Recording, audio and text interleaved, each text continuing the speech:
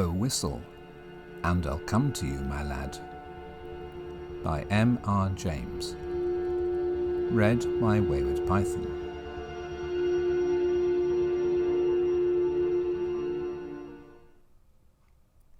"I suppose you will be getting away pretty soon now full term is over, Professor," said a person not in the story, to the Professor of Ontography, soon after they had sat down next to each other at a feast in the hospitable hall of St. James's College. The Professor was young, neat, and precise in speech. "Yes," he said, "my friends have been making me take up golf this term, and I mean to go to the East Coast, in point of fact to Burnstow, I dare say you know it, for a week or 10 days, to improve my game. I hope to get off tomorrow." "Oh, Parkins," said his neighbour on the other side, "if you are going to Burnstow, I wish you would look at the site of the Templars' Preceptory, and let me know if you think it would be any good to have a dig there in the summer." It was, as you might suppose, a person of antiquarian pursuits who said this, but since he merely appears in this prologue, there is no need to give his entitlements. "Certainly," said Parkins, the Professor.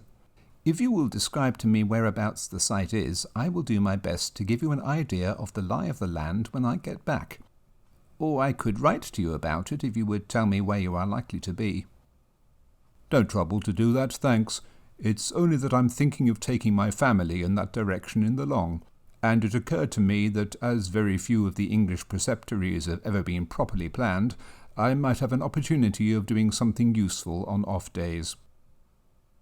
The Professor rather sniffed at the idea that planning out a preceptory could be described as useful. His neighbour continued.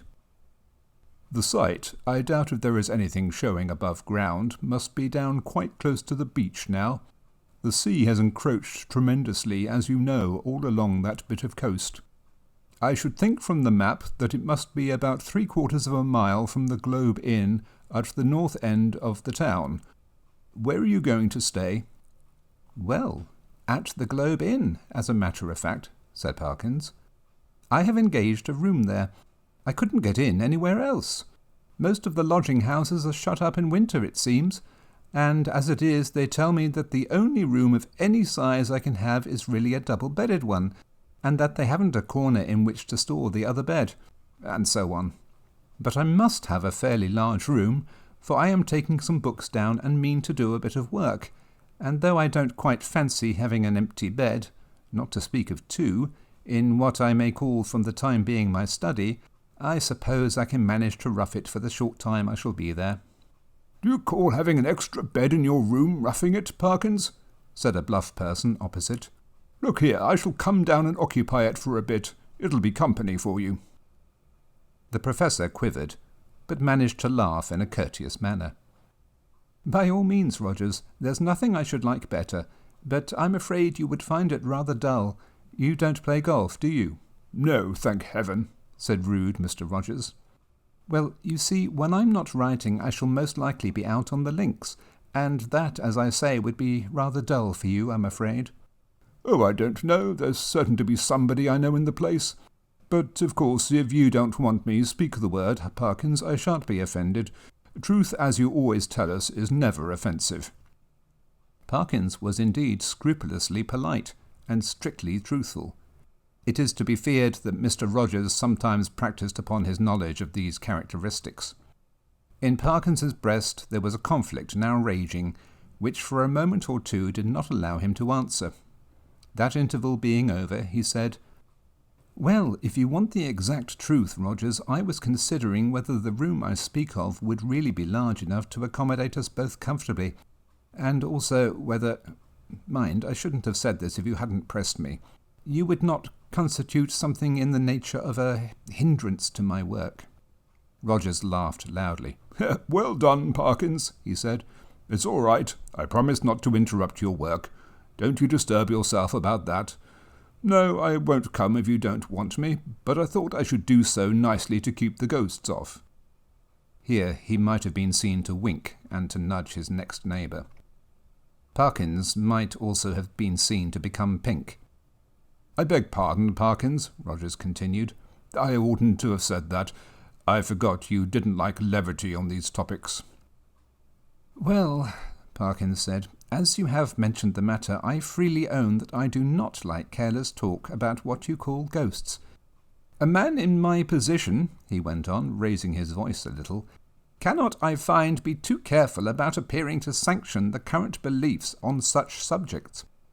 As you know, Rogers, or as you ought to know, for I think I have never concealed my views—" "No, you certainly have not, old man," put in Rogers, sotto voce.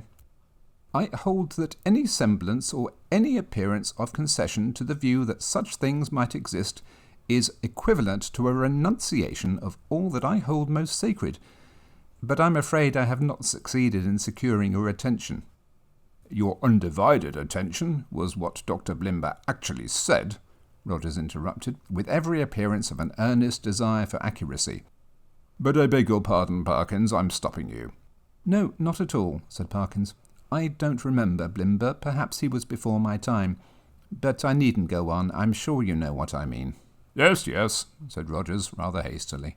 "Just so. We'll go into it fully at Burnstow, or somewhere." In repeating the above dialogue, I have tried to give the impression which it made on me that Parkins was something of an old woman, rather hen-like perhaps in his little ways, totally destitute, alas, of the sense of humour, but at the same time dauntless and sincere in his convictions, and a man deserving of the greatest respect. Whether or not the reader has gathered so much, that was the character which Parkins had. On the following day, Parkins did, as he had hoped, succeed in getting away from his college, and in arriving at Burnstow. He was made welcome at the Globe Inn, was safely installed in the large double-bedded room of which we have heard, and was able, before retiring, to rest to arrange his materials for work in apple pie order upon a commodious table which occupied the outer end of the room, and was surrounded on 3 sides by windows looking out seaward. That is to say, the central window looked straight out to sea, and those on the left and right commanded prospects along the shore to the north and south respectively. On the south you saw the village of Burnstow.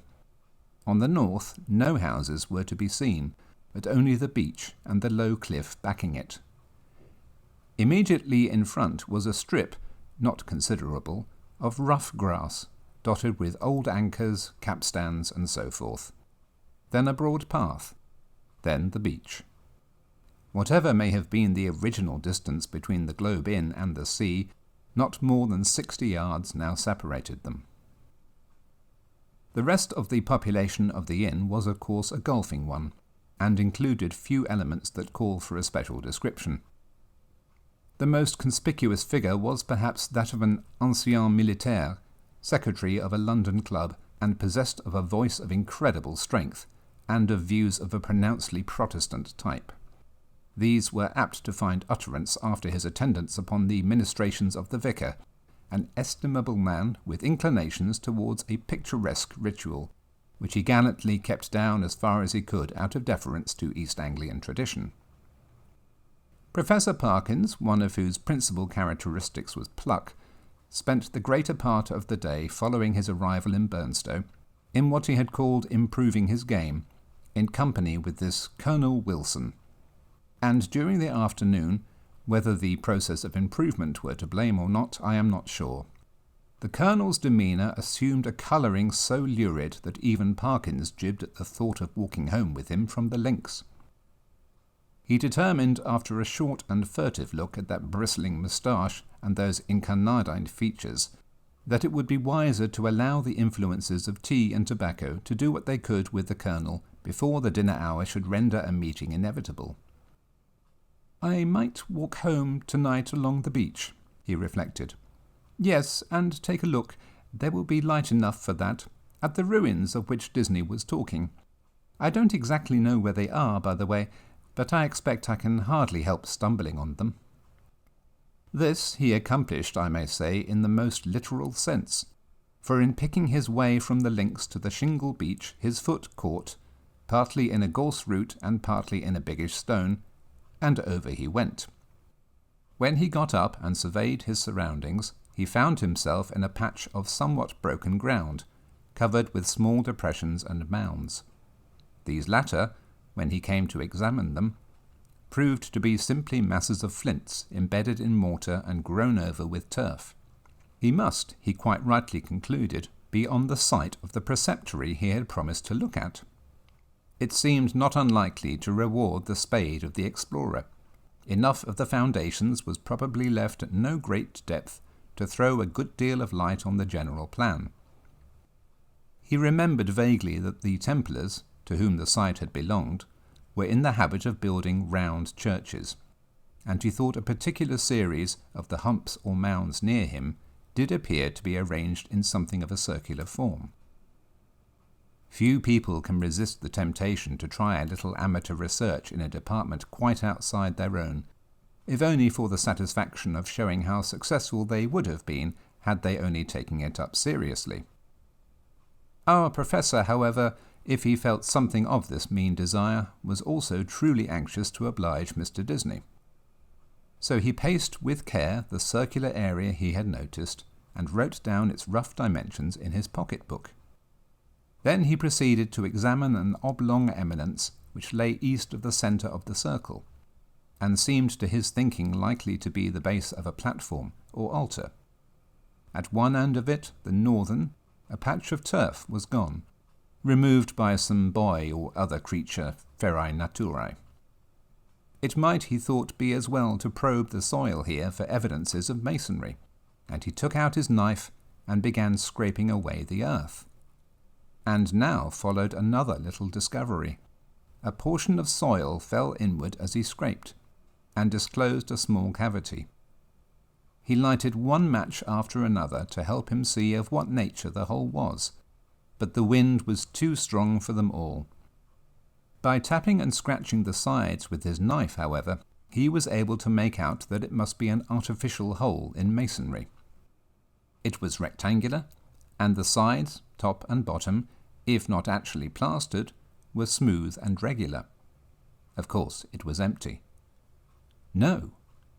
As he withdrew the knife, he heard a metallic clink, and when he introduced his hand it met with a cylindrical object lying on the floor of the hole. Naturally enough he picked it up, and when he brought it into the light, now fast fading, he could see that it too was of man's making, a metal tube about 4 inches long, and evidently of some considerable age. By the time Parkins had made sure that there was nothing else in this odd receptacle, it was too late and too dark for him to think of undertaking any further search. What he had done had proved so unexpectedly interesting that he determined to sacrifice a little more of the daylight on the morrow to archaeology. The object which he now had safe in his pocket was bound to be of some slight value at least, he felt sure.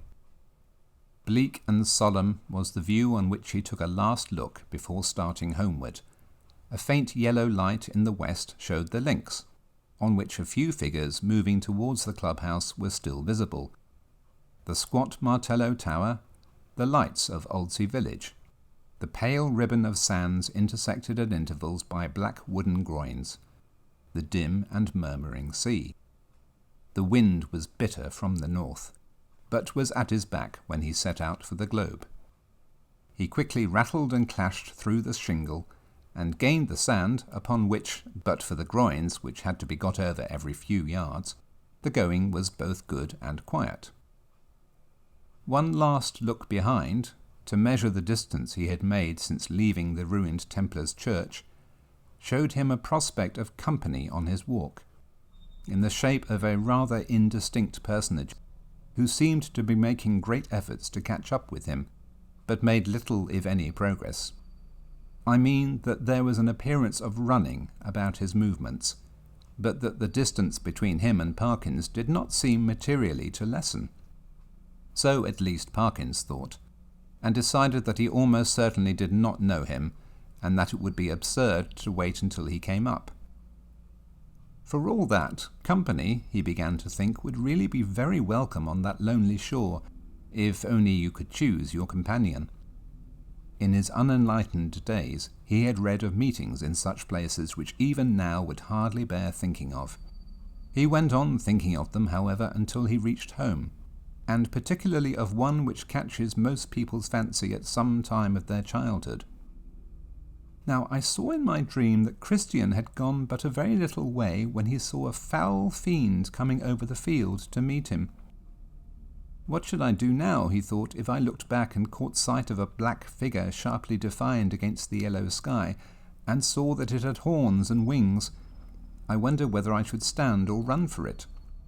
Luckily, the gentleman behind is not of that kind, and he seems to be about as far off now as when I saw him first. Well, at this rate he won't get his dinner as soon as I shall. Oh, dear me, it's within 1/4 of an hour of the time now. I must run.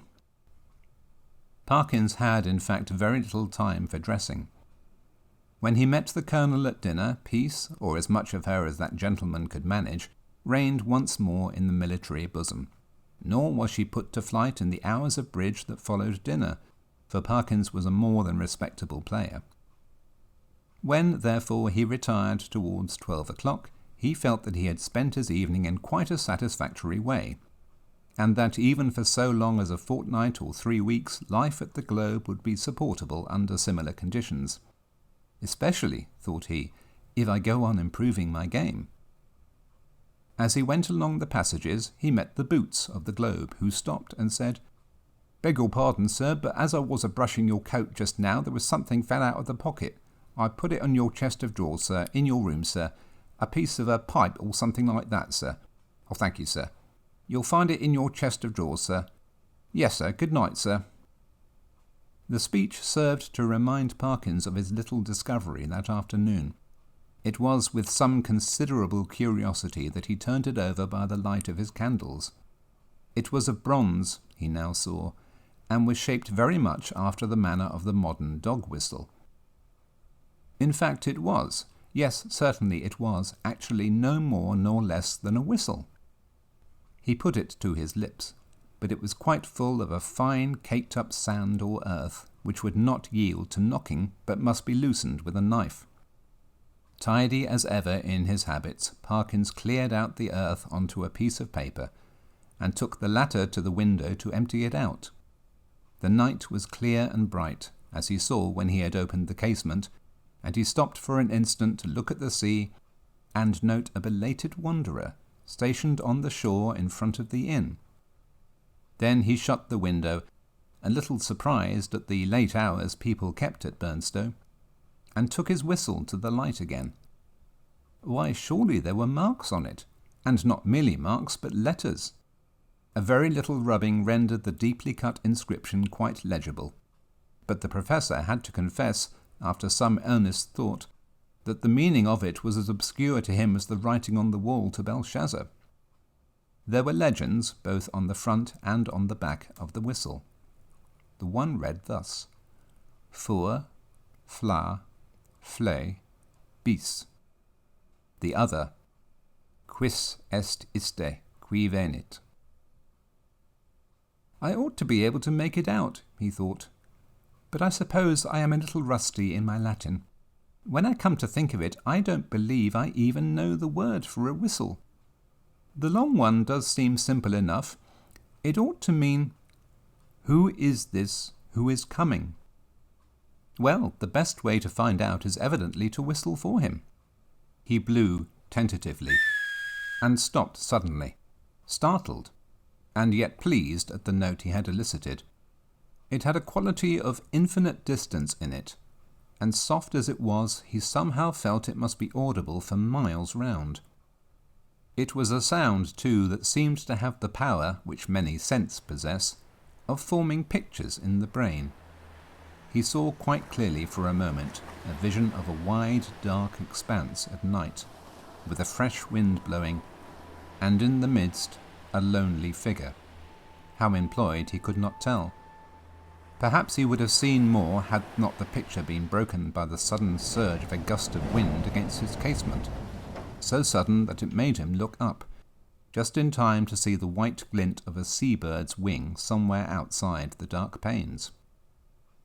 The sound of the whistle had so fascinated him that he could not help trying it once more, this time more boldly. The note was little, if at all, louder than before, and repetition broke the illusion. No picture followed, as he had half hoped it might. But what is this? Goodness, what force the wind can get up in a few minutes! What a tremendous gust! There, I knew that window fastening was no use. Ah, I thought so. Both candles out. It's enough to tear the room to pieces. The first thing was to get the window shut. While you might count 20, Parkins was struggling with the small casement, and felt almost as if he were pushing back a sturdy burglar, so strong was the pressure. It slackened all at once, and the window banged to and latched itself. Now to relight the candles and see what damage, if any, had been done. No, nothing seemed amiss. No glass even was broken in the casement. But the noise had evidently roused at least one member of the household. The Colonel was to be heard stumping in his stockinged feet on the floor above, and growling. Quickly as it had risen, the wind did not fall at once. On it went, moaning and rushing past the house, at times rising to a cry so desolate that, as Parkins disinterestedly said, it might have made fanciful people feel quite uncomfortable. Even the unimaginative, he thought, after a quarter of an hour, might be happier without it. Whether it was the wind, or the excitement of golf, or of the researches in the preceptory that kept Parkins awake, he was not sure. Awake he remained, in any case, long enough to fancy, as I am afraid I often do myself under such conditions, that he was the victim of all manner of fatal disorders. He would lie counting the beats of his heart, convinced that it was going to stop work every moment, and would entertain grave suspicions of his lungs, brain, liver, etc., suspicions which he was sure would be dispelled by the return of daylight, but which until then refused to be put aside. He found a little vicarious comfort in the idea that someone else was in the same boat. A near neighbour, in the darkness it was not easy to tell his direction, was tossing and rustling in his bed too. The next stage was that Parkins shut his eyes and determined to give sleep every chance. Here again over-excitement asserted itself in another form, that of making pictures. Experto crede, pictures do come to the closed eyes of one trying to sleep, and are often so little to his taste that he must open his eyes and disperse them. Parkins's experience on this occasion was a very distressing one. He found that the picture which presented itself to him was continuous.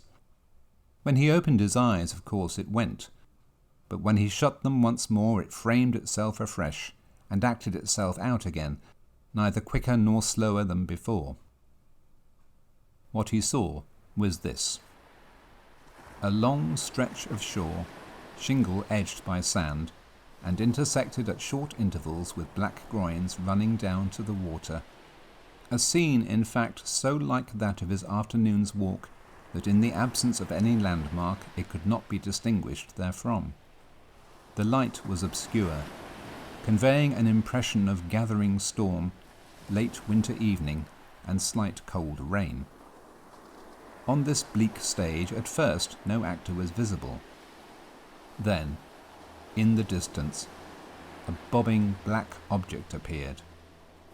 A moment more, and it was a man running, jumping, clambering over the groins, and every few seconds looking eagerly back.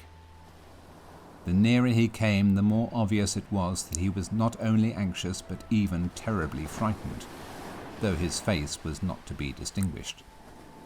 He was, moreover, almost at the end of his strength. On he came. Each successive obstacle seemed to cause him more difficulty than the last. "Will he get over this next one?" thought Parkins. "It seems a little higher than the others."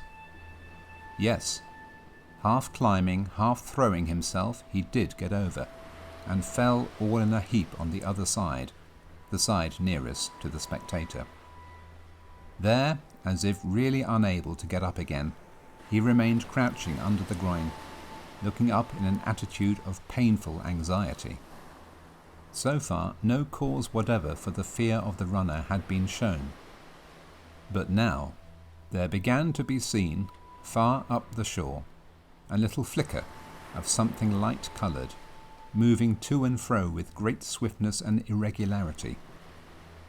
Rapidly growing larger, it too declared itself as a figure in pale, fluttering draperies, ill-defined.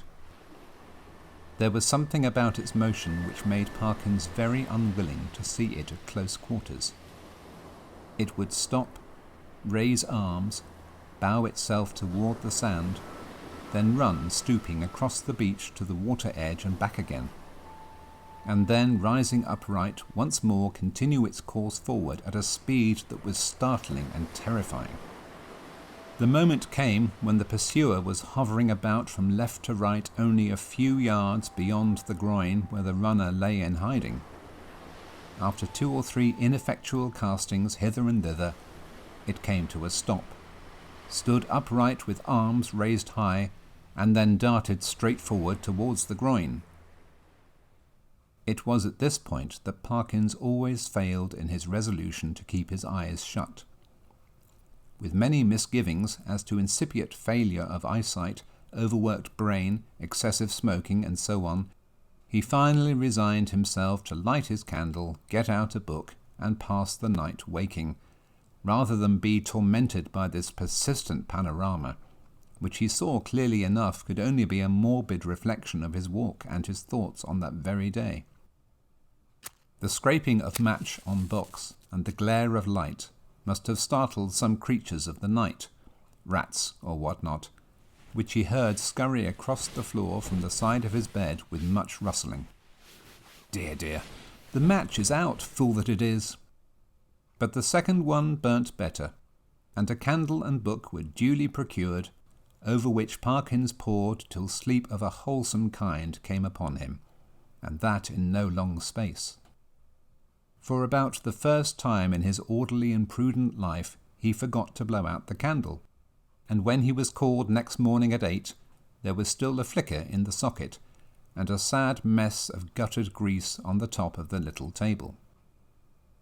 After breakfast he was in his room, putting the finishing touches to his golfing costume. Fortune had again allotted the Colonel to him for a partner, when one of the maids came in. "Oh, if you please," she said, "would you like any extra blankets on your bed, sir?" "Ah, thank you," said Parkins. "Yes, I think I should like one. It seems likely to turn rather colder." In a very short time the maid was back with the blanket. "Which bed should I put it on, sir?" she asked. "What? Why, that one, the one I slept in last night," he said, pointing to it. "Oh, yes, I beg your pardon, sir, but you seem to have tried both of 'em. Leastways, we had to make 'em both up this morning." "Really? How very absurd," said Parkins. "I certainly never touched the other, except to lay some things on it. Did it actually seem to have been slept in?"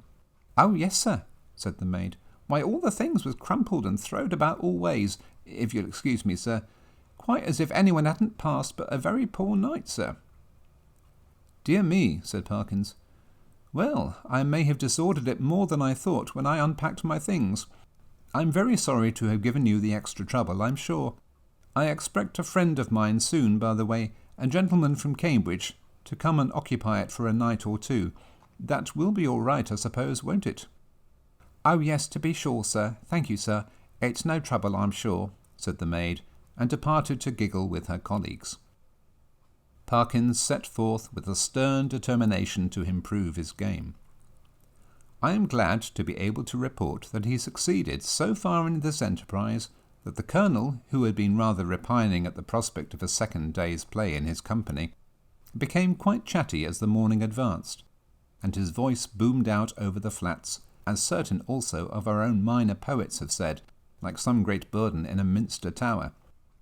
"Extraordinary wind that we had last night," he said. "In my old home we should have said someone had been whistling for it." "Should you indeed?" said Parkins. "Is there a superstition of that kind still current in your part of the country?" "I don't know about superstition," said the Colonel. "They believe it all over Denmark and Norway, as well as on the Yorkshire coast, and my experience is, mind you, that there's generally something at the bottom of what these country folk hold to, and have held to for generation. But it's your drive." or whatever it might have been. The golfing reader will have to imagine appropriate digressions at the proper intervals. When conversation was resumed, Parkins said with a slight hesitancy, "Apropos of what you were saying just now, Colonel, I think I ought to tell you that my own views on such subjects are very strong. I am in fact a convinced disbeliever in what is called the supernatural." "What?" said the Colonel. "Do you mean to tell me you don't believe in second sight, or ghosts, or anything of that kind?" "In nothing whatever of that kind," returned Parkins firmly. "Well," said the Colonel, "but it appears to me at that rate, sir, that you must be little better than a Sadducee." Parkins was on the point of answering that in his opinion the Sadducees were the most sensible persons he had ever read of in the Old Testament, but feeling some doubt as to whether much mention of them was to be found in that work, he preferred to laugh the accusation off. "Perhaps I am," he said, "but here, give me my clique, boy. Excuse me one moment, Colonel." A short interval. "Now, as to whistling for the wind, let me give you my theory about it. The laws which govern winds are really not at all perfectly known. To fisher folk and such, of course, not known at all. A man or woman of eccentric habits, perhaps, or a stranger, is seen repeatedly on the beach at some unusual hour and is heard whistling. Soon afterwards a violent wind rises. A man who could read the sky perfectly or who possessed a barometer could have foretold that it would. The simple people of a fishing village have no barometers, and only a few rough rules for prophesying weather.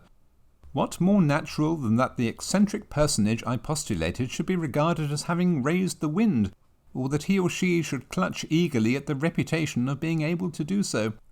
Now take last night's wind. As it happens, I myself was whistling.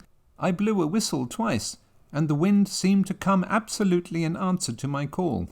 If anyone had seen me, the audience had been a little restive under this harangue, and Parkins had, I fear, fallen somewhat into the tone of a lecturer. But at the last sentence the Colonel stopped. "Whistling, were you?" he said. "And what sort of whistle did you use? Play this stroke first." Interval. "About that whistle you were asking, Colonel, it's a rather curious one. I have it in my... no, I see I've left it in my room. As a matter of fact, I found it yesterday." And then Parkins narrated the manner of his discovery of the whistle, upon hearing which the Colonel grunted, and opined that in Parkins's place he should himself be careful about using a thing that had belonged to a set of papists, of whom, speaking generally, it might be affirmed that you never knew what they might not have been up to. From this topic he diverged to the enormities of the vicar, who had given notice on the previous Sunday that Friday would be the feast of St. Thomas the Apostle, and that there would be a service at 11 o'clock in the church. This and other similar proceedings constituted in the Colonel's view a strong presumption that the vicar was a concealed papist, if not a Jesuit, and Parkins, who could not very readily follow the Colonel in this region, did not disagree with him. In fact, they got on so well together in the morning that there was no talk on either side of their separating after lunch. Both continued to play well during the afternoon, or at least well enough to make them forget everything else until the light began to fail them. Not until then did Parkins remember that he had meant to do some more investigating at the preceptory. But it was of no great importance, he reflected. One day was as good as another. He might as well go home with the Colonel. As they turned the corner of the house, the Colonel was almost knocked down by a boy who rushed into him at the very top of his speed, and then, instead of running away, remained hanging on to him and panting. The first words of the warrior were naturally those of reproof and objurgation, but he very quickly discerned that the boy was almost speechless with fright. Inquiries were useless at first. When the boy got his breath, he began to howl, and still clung to the Colonel's legs. He was at last detached, but continued to howl. "What in the world is the matter with you? What have you been up to? What have you seen?" said the two men. "Oh, I've seen it wave at me out the window," waved the boy, "and I don't like it." "What window?" said the irritated Colonel. "Come, pull yourself together, my boy." "A front window it was at the hotel," said the boy. At this point Parkins was in favour of sending the boy home, but the Colonel refused. He wanted to get to the bottom of it, he said. It was most dangerous to give a boy such a fright as this one had had, and if it turned out that people had been playing jokes, they should suffer for it in some way. And by a series of questions he made out this story. The boy had been playing about on the grass in front of the globe with some others. Then they had gone home to their teas, and he was just going, when he happened to look up at the front window and seen it waving at him. It seemed to be a figure of some sort, in white as far as he knew. Couldn't see its face, but it waved at him, and it wasn't a right thing, not to say not a right person. Was there a light in the room? No. He didn't think to look if there was a light. Which was the window? Was it the top one or the second one? The second one it was, the big window that gave the two little ones at the sides. "Very well, my boy," said the Colonel, after a few more questions. "You run away home now. I expect it was some person trying to give you a start. Another time, like a brave English boy, you just throw a stone. Well, not that exactly, but you go and speak to the waiter or to Mr. Simpson, the landlord. And yes, say that I advised you to do so." The boy's face expressed some of the doubt he felt as to the likelihood of Mr. Simpson's lending a favourable ear to his complaint. But the Colonel did not appear to perceive this, and went on. "And here's a sixpence. No, I see it's a shilling. And you be off home and don't think any more about it." The youth hurried off with agitated thanks, and the Colonel and Parkins went round to the front of the globe and reconnoitred. There was only one window answering to the description they had been hearing. "Well, that's curious," said Parkins. "It's evidently my window the lad was talking about. Will you come up for a moment, Colonel Wilson? We ought to be able to see if anyone has been taking liberties in my room." They were soon in the passage, and Parkins made as if to open the door. Then he stopped and felt in his pockets. "This is more serious than I thought," was his next remark. "I remember now that before I started this morning I locked the door. It is locked now, and what is more, here is the key." And he held it up. "Now," he went on, "if the servants are in the habit of going into one's room during the day when one is away, I can only say that, well, I don't approve of it at all." Conscious of a somewhat weak climax, he busied himself in opening the door, which was indeed locked, and in lighting candles. "No," he said. "Nothing seems disturbed." "Except your bed," put in the Colonel. "Excuse me, that isn't my bed," said Parkins. "I don't use that one. But it does look as if someone had been playing tricks with it." It certainly did. The clothes were bundled up and twisted together in a most tortuous confusion. Parkins pondered. "That must be it," he said at last. "I disordered the clothes last night in unpacking, and they haven't made it since. Perhaps they came in to make it, and that boy saw them through the window, and then they were called away and locked the door after them. Yes, I think that must be it." "Well, ring and ask," said the Colonel, and this appealed to Parkins as practical. The maid appeared, and, to make a long story short, deposed that she had made the bed in the morning when the gentleman was in the room, and hadn't been there since. No, she hadn't any other key. Mr. Simpson kept the keys. He'd be able to tell the gentleman if anyone had been up. This was a puzzle. Investigation showed that nothing of value had been taken, and Parkins remembered the disposition of the small objects on tables and so forth well enough to be pretty sure that no pranks had been played with them.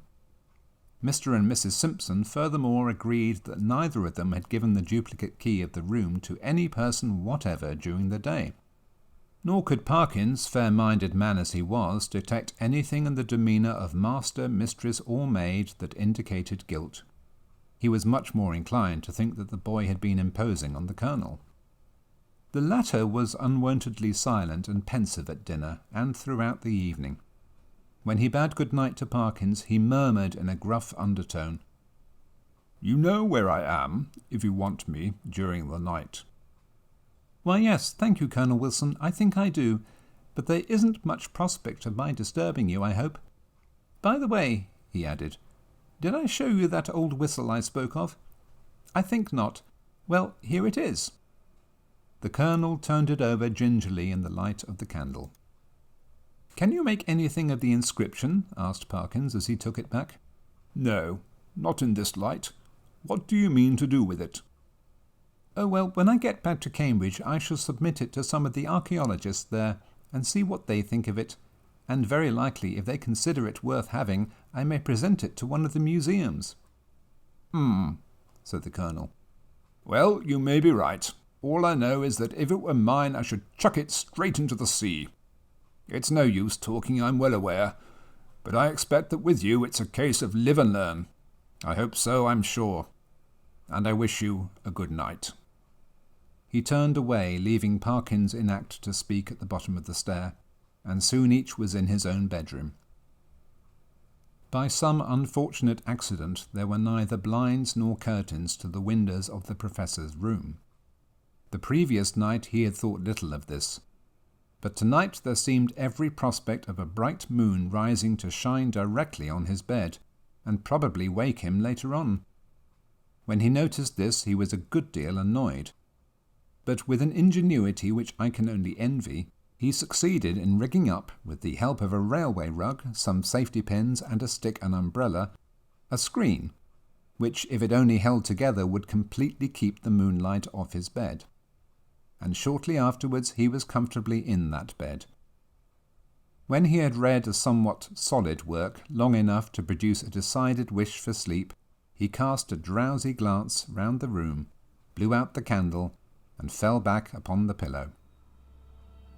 He must have slept soundly for an hour or more, when a sudden clatter shook him up in a most unwelcome manner. In a moment he realized what had happened. His carefully constructed screen had given way, and a very bright frosty moon was shining directly on his face. This was highly annoying. Could he possibly get up and reconstruct the screen, or could he manage to sleep if he did not? For some minutes he lay and pondered over the possibilities. Then he turned over sharply, and with all his eyes open lay breathlessly listening. There had been a movement, he was sure, in the empty bed, on the opposite side of the room. Tomorrow he would have it moved, for there must be rats or something playing about in it. It was quiet now. No! The commotion began again. There was a rustling and shaking, surely more than any rat could cause. I configured to myself something of the Professor's bewilderment and horror, for I have in a dream 30 years back seen the same thing happen. But the reader will hardly perhaps imagine how dreadful it was to him to see a figure suddenly sit up in what he had known was an empty bed. He was out of his own bed in one bound and made a dash towards the window where lay his only weapon, the stick with which he had propped his screen. This was, as it turned out, the worst thing he could have done, because the personage in the empty bed, with a sudden smooth motion, slipped from the bed and took up a position with outspread arms between the two beds and in front of the door. Parkins watched it in a horrid perplexity. Somehow the idea of getting past it and escaping through the door was intolerable to him. He could not have borne, he didn't know why, to touch it. And as for its touching him, he would sooner dash himself through the window than have that happen. It stood for the moment in a band of dark shadow, and he had not seen what its face was like. Now it began to move in a stooping posture, and all at once the spectator realized with some horror and some relief that it must be blind, for it seemed to feel about it with its muffled arms in a groping and random fashion. Turning half away from him, it became suddenly conscious of the bed he had just left, and darted towards it and bent over and felt the pillows in a way which made Parkins shudder, as he had never in his life thought it possible. In a very few moments, it seemed to know that the bed was empty, and then moving forward into the area of light and facing the window, it showed for the first time what manner of thing it was. Parkins, who very much dislikes being questioned about it, did once describe something of it in my hearing, and I gather that what he chiefly remembers about it is a horrible, an intensely horrible face of crumpled linen. What expression he read upon it he could not or would not tell, but that the fear of it went nigh to maddening him is certain. But he was not at leisure to watch it for long. With formidable quickness it moved into the middle of the room, and as it groped and waved, one corner of its draperies swept across Parkins's face. He could not, though he knew how perilous a sound it was, he could not keep back a cry of disgust, and this gave the searcher an instant clue. It leapt towards him upon the instant, and the next moment he was halfway through the window backwards, uttering cry upon cry at the utmost pitch of his voice, and the linen face was thrust close into his own. At this, almost the last possible second, deliverance came. As you will have guessed, the Colonel burst the door open and was just in time to see the dreadful group at the window. When he reached the figures, only one was left. Parkins sank forward into the room in a faint, and before him on the floor laid a tumbled heap of bedclothes.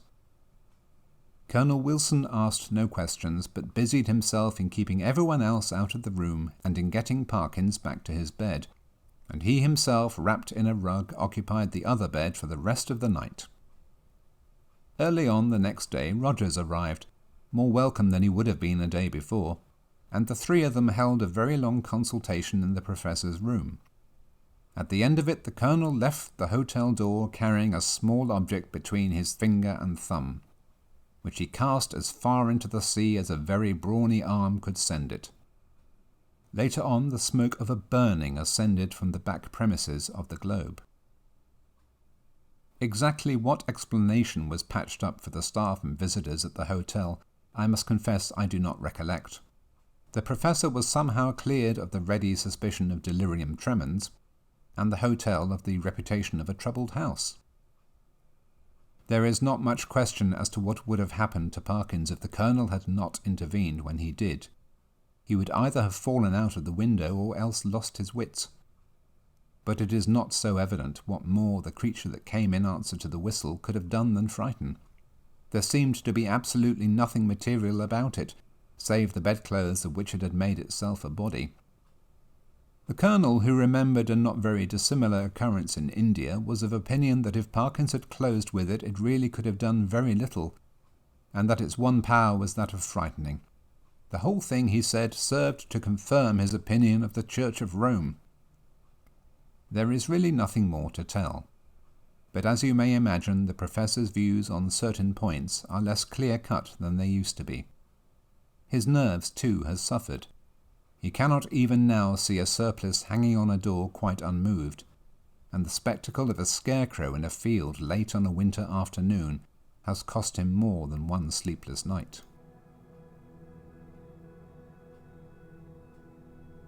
That was "O Whistle and I'll Come to You, My Lad" by M.R. James. Read by Wayward Python.